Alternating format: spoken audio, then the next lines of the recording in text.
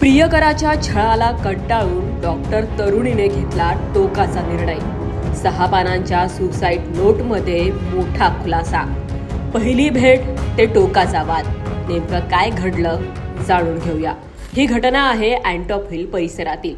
24 वर्षीय स्तुती सोनावणे डॉक्टर होण्याची स्वप्न पाहत MDSचं शिक्षण घेत होती. एके दिवशी तिची ओळख डेटिंग ॲपवरून 31 वर्षीय मोहम्मद फुजेल याच्याशी होते. हळूहळू दोघांच्याही गाठी भेटी वाढू लागतात आणि प्रेम बहरत जातं. वर्षभर एकमेकांना डेट केल्यावर कालांतराने दोघांमध्ये खटके उडू लागतात. स्तुती आणि फुजेल यांच्यातील वादाने इतके टोक गाठले की शेवटी स्तुतीने 6 पानी सुसाईड नोट लिहित गळफास लावून घेतला. तिच्या सुसाईड नोटमध्ये काही धक्कादायक खुलासे झालेत, ज्यातून स्तुतीनं फुजेलच्या जाचाला कंटाळून टोकाचा निर्णय घेतल्याचं स्पष्ट होतंय. स्तुती आणि फुजेलचं हे नातं स्तुतीच्या मित्रमंडळींनाही कुठेतरी पटत नव्हतं. त्यांनी स्तुतीला सावधही केलं होतं, असंही या चिठ्ठीतून दिसून येतंय. स्तुतीच्या मित्रमंडळींनी तिला एकदा मस्करीत कधीतरी तुझंही शरीर आम्हाला फ्रीजमध्ये दिसेल अशी थट्टा केली होती. तिनं तेही चिठ्ठीत नमूद केलंय. स्तुतीच्या सुसाईड नोटमध्ये नेमकं काय आहे ते जाणून घेऊयात. आपली पहिली भेट दादरला झाली होती, ते मला अजूनही आठवतंय. मात्र माझ्यासोबत असं वागण्या इतकं मी काही चुकीचं केलं होतं असं मला वाटत नाही.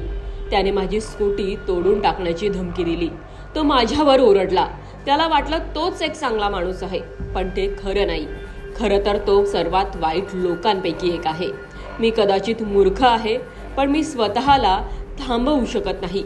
सगळं आपल्या नियंत्रणात नसतं. मला खूप दुःख होतंय. माझ्या मित्रांनी कधीतरी मजेत म्हटलं होतं, आम्हाला तुझं शरीर फ्रीजमध्ये पाहायला आवडणार नाही. तेव्हा मला वाटलं होतं सगळे तसे नसतात, पण कदाचित ते बरोबर होते. स्तुतीने मांडलेली ही सगळी परिस्थिती अत्यंत धक्कादायक आहे. हे सगळं समोर आल्यानंतर तिच्या कुटुंबियांनाही जबर धक्का बसलाय. स्तुतीच्या वडिलांनी माझ्या मुलीच्या मृत्यूला जबाबदार असणाऱ्या व्यक्तीला शिक्षा झालीच पाहिजे अशी मागणी केली आहे. दरम्यान स्तुतीचा प्रियकर मोहम्मद फुजेल याला पोलिसांनी अटक केली आहे. आत्महत्येस प्रवृत्त केल्याचा आरोप त्याच्यावर आहे.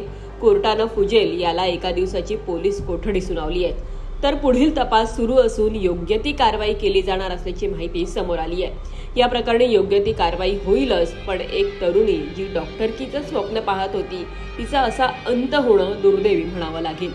लोकमत मुंबईसाठी मुक्ता लोंढेचा रिपोर्ट.